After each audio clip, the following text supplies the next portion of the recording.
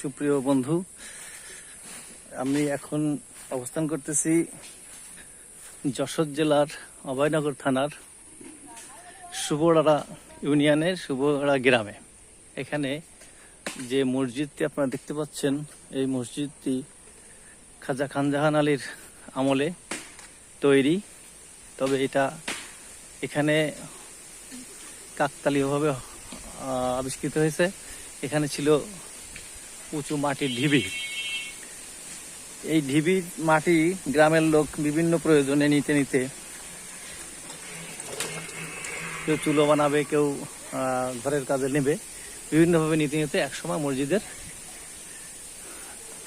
অস্তিত্ব লক্ষ্য করা যায়। ঠিক তারপরে আস্তে আস্তে মাটি খুঁড়ে দেখা যায় এখানে একটা বড় মসজিদ রয়ে গেছে। এই মসজিদটি প্রথম যখন জনসম্মুখে উন্মোচিত হয় তখন এত উঁচু ছিল না, মাটি দিয়ে ঘেরা ছিল।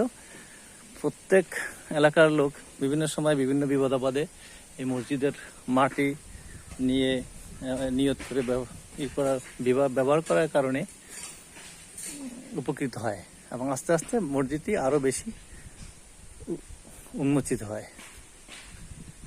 এই আছে এই মসজিদের ইতিহাস।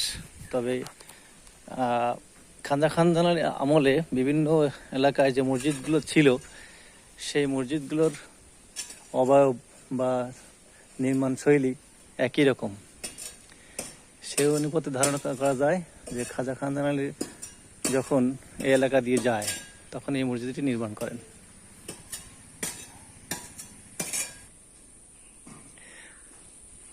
মসজিদের প্রবেশ পথ মসজিদের সামনে বেশ লম্বা একটি অংশ রয়েছে। এই অংশটি ধারণা করা যায় ঈদগাহ হিসাবে ব্যবহার হতো।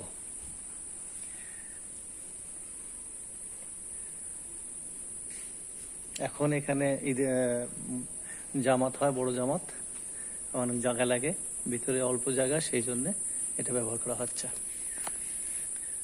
মসজিদের দেওয়াল গাত্রের নির্মাণ